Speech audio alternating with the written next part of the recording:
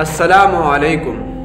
Origin اسلام کے ناظرین کو پہلی قسط میں خوش آمدید کہتے ہیں۔ آج کی پہلی قسط کا آغاز کرنے سے پہلے چند ضروری باتوں سے آپ کو آگاہ کرنا چاہتا ہوں۔ دوستو، اس چینل کو بنانے کا مقصد دراصل مسلمانوں کو اسلام کی تاریخ سے آگاہ کرنا ہے، مسلمانوں کے دلوں میں اسلام کی لگن اور دلچسپی پیدا کرنا ہے۔ تو بغیر وقت ضائع کیے اپنی آج کی ویڈیو کا آغاز کرتے ہیں۔ ہمارا آج کا عنوان ہے تخلیق اول کیا ہے۔ دوستو، جیسا کہ اکثر مشرکین سوال کرتے ہیں کہ اللہ پاک کو کس نے بنایا ہے، اللہ پاک کو سمجھنا تو عقل کا کام نہیں ہے۔ اللہ پاک نے اپنے متعلق قرآن پاک میں فرمایا، اللہ ایک ہے، وہی عبادت کے لائق ہے، نہ اس کی ذات میں کوئی شریک ہے اور نہ ہی صفات میں، نہ اس کی کوئی اولاد ہے اور نہ وہ کسی کی اولاد۔ وہ آسمانوں اور زمینوں کا نور ہے، وہ ہمیشہ سے ہے اور ہمیشہ رہے گا، نہ اس کو نیند آتی ہے اور نہ ہی اونگ۔ آسمانوں اور زمینوں میں جو کچھ ہے سب کو اسی نے پیدا کیا، جو کچھ ہونے والا ہے، جو کچھ ہو چکا ہے، سب اس کو معلوم ہے۔ وہی سب کو پیدا کرتا ہے، وہی موت دیتا ہے اور وہی موت کے بعد قیامت کے دن سب کو زندہ کرے گا۔ وہ جسے چاہے بادشاہ بنا دے اور جس کی چاہے سلطنت چھین لے، جس کو چاہے عزت دے اور جسے چاہے ذلت دے۔ اسی نے حضرت محمد صلی اللہ علیہ وسلم کو اپنا آخری رسول بنا کر بھیجا اور ان پر اپنا آخری کلام قرآن کریم نازل فرمایا۔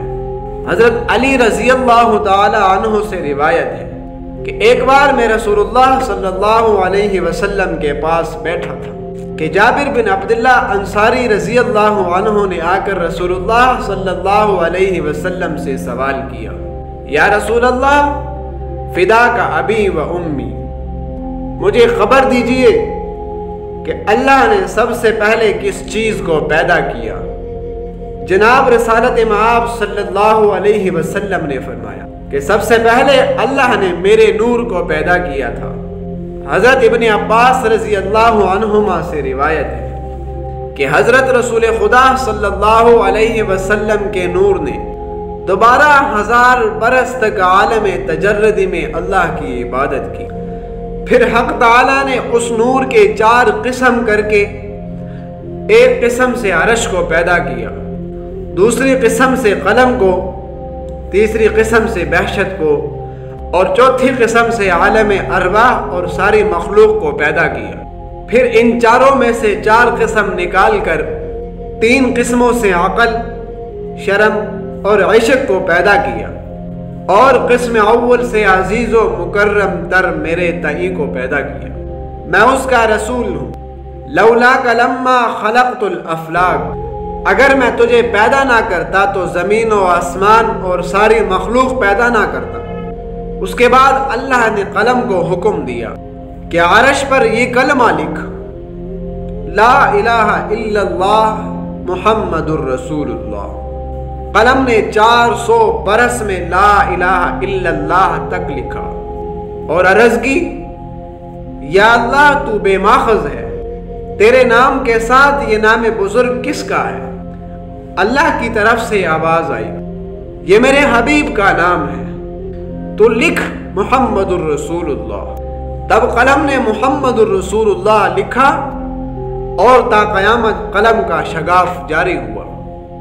اس کے بعد اللہ نے 4 فرشتے پیدا کیے، ایک بصورت آدمی، دوسرا بصورت شیر، تیسرا بصورت گدھا اور چوتھا بصورت گائے۔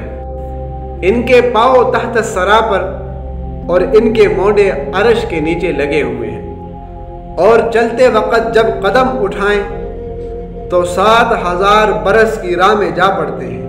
اس کے بعد اللہ نے عرش پر 18,000 برج پیدا کیے اور ہر برج میں 18,000 ستون کھڑے کیے۔ پھر اللہ کا حکم ہوا، اے فرشتوں، میں نے تمہیں 7 آسمانوں، زمینوں اور جو کچھ اس میں ہے سب کا زور دیا ہے، بس تم اس عرش کو اٹھاؤ۔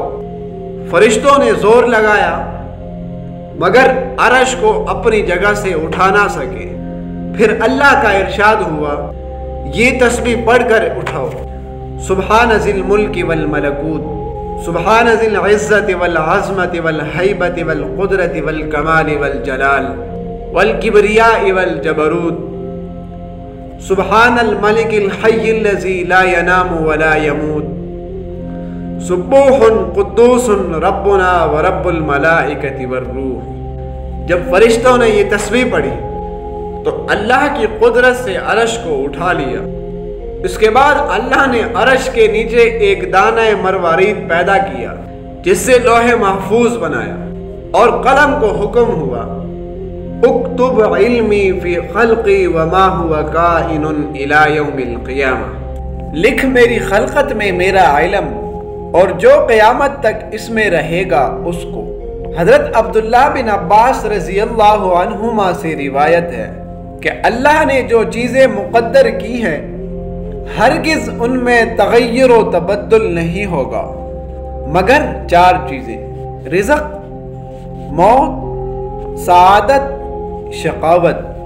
اور پھر اس مروارید کو حکم ہوا اے مروارید پھیل جا، جیسا کہ اللہ نے قرآن میں فرمایا وسع کرسیہ السماوات والارض، کہ اللہ نے کرسی کو وسیع فرمایا 7 آسمانوں اور زمینوں کے برابر، اور اس کا نام کرسی رکھا۔ پھر اللہ نے ہر آسمان پر ایک نور پیدا کیا جس سے بے شمار فرشتے پیدا کیے، اور سب کے سب فرشتے عبادت میں مشغول ہیں، کوئی قیام میں ہے، کوئی رکوع میں، کوئی سجود اور کوئی قعود میں۔ تا قیامت یہ فرشتے اسی طرح عبادت میں رہیں گے، اور قیامت کے دن اللہ کے دربار میں عرض کریں گے اے اللہ ہم تیری عبادت کا حق ادا نہ کر سکے۔ اس کے بعد اللہ نے 7 دن پیدا کر کے اتوار کے دن حاملان عرش کو، پیر کے دن 7 طبق آسمان کو، منگل کے دن 7 طبق زمین کو، اور بدھ کے دن تاریکی کو، جمعرات کے دن منفعت زمین اور جو کچھ اس میں ہے پیدا کیا، اور جمعہ کے دن آفتاب و ماہتاب اور سب ستاروں کو بنایا، اور اسی دن اللہ نے آسمان کو حرکت دی، جیسا کہ اللہ نے قرآن میں فرمایا خلق السماوات والارض وما بینہما فی 6 ایام۔ اللہ نے زمین و آسمان اور جو کچھ اس میں ہے 7 دنوں میں بنایا۔ دوستو اس قسم میں ہم نے کون کون سی چیزیں جان لی ہیں؟ نمبر 1 اللہ کون ہے، نمبر 2 تخلیق اول یعنی اللہ پاک نے حضور علیہ السلام کے نور کو سب سے پہلے پیدا کیا، نمبر 3 لولاک لما خلقت الافلاک، اگر اللہ حضور علیہ السلام کو پیدا نہ کرتے تو دنیا کو بھی پیدا نہ کرتے، نمبر 4 عرش کو 4 فرشتوں نے اٹھایا ہے۔ قسط ختم کرنے سے پہلے آپ سے ایک سوال کا جواب درکار ہے، عزازیل کون ہے؟ کمنٹ میں اپنا جواب لازمی دے۔ اپنا خیال رکھیے گا، دعاؤں میں یاد رکھیے گا۔ اگلی ویڈیو تک کے لیے اللہ حافظ۔